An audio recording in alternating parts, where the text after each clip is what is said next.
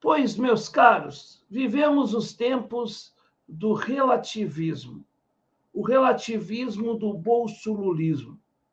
Quando é do meu lado, as coisas se justificam, até mesmo as injustificáveis. Quando é do outro lado, então temos que jogar pedras e mais pedras. Mas jamais no bolsolulismo haverá de ter um dia em que ambos chegarão e terão a humildade de dizer: olha, eu errei. Absolutamente. Porque no universo do bolsolulismo, eles nunca erram, eles só acertam. No universo do bolsolulismo, Bolsonaro e Lula são os seus deuses, são os seus pais. E no afã de não desagradar a seus deuses, é efetivamente que se aceita qualquer coisa. Qualquer coisa que venha de Bolsonaro para um bolsonarista fanático é válida. Qualquer coisa que venha de Lula para um lulista fanático é válida. A grande questão é que isso gerou uma geleia conceitual. Uma geleia conceitual onde tudo é relativo, mas ao mesmo tempo também tudo é condenável. Como assim? Ou você condena, ou você não condena. Ou você aceita, ou você não aceita. Esta é a questão. Porque há coisas que não há meios termos. E as coisas éticas, por exemplo, elas não têm meios termos. Ou você é ético, ou você não é ético. Não existe meio ladrão, não existe meio grávida, não existe meio honesto. Ou você é honesto ou não é honesto. Agora, a questão é que, por exemplo, bolsonaristas defendem a liberdade de expressão, mas a liberdade de expressão que defenda os seus interesses somente. Eles não aceitam o oposto. Eles se dizem democráticos, mas exaltam o brilhante Ustra, que foi um torturador. Que democrático, que coisa maravilhosa. Como no contraponto, nós vamos ter lá os lulistas dizendo que defendem a democracia, mas não aceitam de forma alguma as investigações dos desvios de Lula. Ora, porque a democracia só serve para escancarar os erros dos outros. Do Lula, não. Quando alguém aponta os erros do Lula, automaticamente você é categorizado e já leva um grande carimbo de fascista. E por conta desse carimbo de fascista, de quem somente se opõe ao modelo lulopetista, é que hoje os fascistas de verdade estão aí. E é exatamente nesse sentido que eu acho que a gente precisa dizer não para esse relativismo. Porque, efetivamente, esse relativismo só serve para confundir e não esclarece rigorosamente nada. Aliás, eles não querem esclarecimento de nada, porque para Bolsonaro e para Lula, quanto pior, melhor. E é por isso que eles fazem da política nacional hoje os seus picadeiros, os seus shows de horrores. E nós aqui estamos assistindo isto, assistindo, e não se faz nada.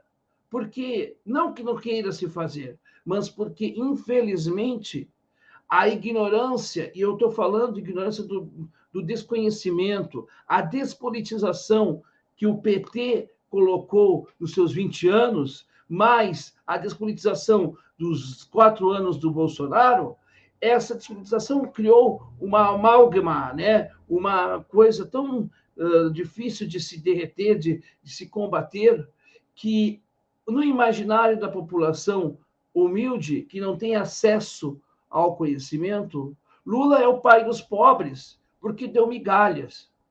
E essas migalhas, dentro do contexto da miserabilidade, são muito.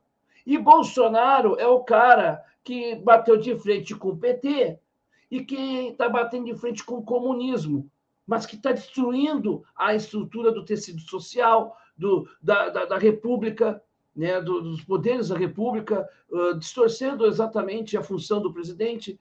Ele não age como presidente, nunca agiu como presidente, né? Se é que agiu um dia como homem, porque, sinceramente, ser homem não é somente ser viril, ser homem é ter responsabilidade, como o presidente atualmente, né, não apresenta essa característica de ter responsabilidade pelos seus atos, talvez nunca apresentou, né, enfim, né, a gente vê esse relativismo.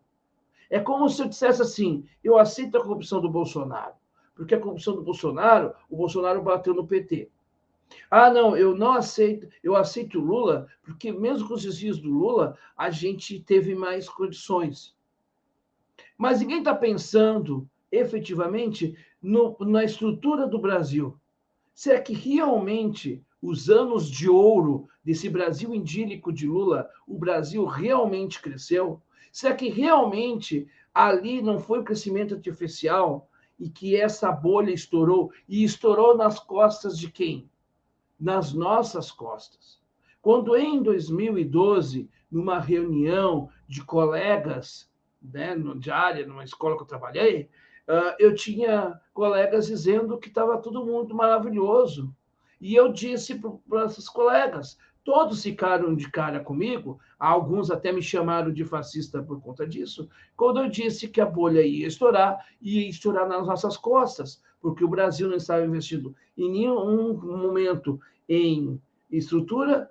O modelo de educação proposto pela dona Dilma era um modelo neoliberal, o tal pacto do ensino médio, era simplesmente para formar peão de fábrica e simplesmente, né, sem, né, cultura nenhuma, sem, né, esclarecimento, um partido que é de esquerda, né, meio complicado isso, mas enfim, nós perdemos, a economia começou a se desindustrializar já antes mesmo do PT, mas aumentou porque aconteceu o quê? Nós tivemos uma especulação financeira. E isso tudo gerou a crise econômica que hoje nós estamos vivendo.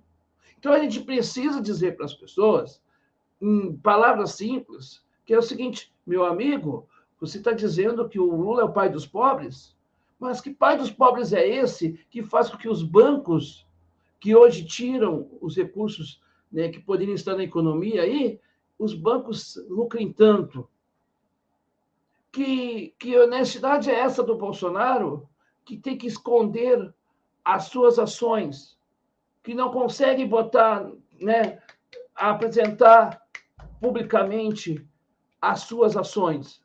Se eu sou honesto, eu abro as minhas contas, faço como o Ciro Gomes fez e outras tantas pessoas já fizeram nesse país. E se um dia quiserem investigar as minhas contas, está aberto aqui, pode investigar.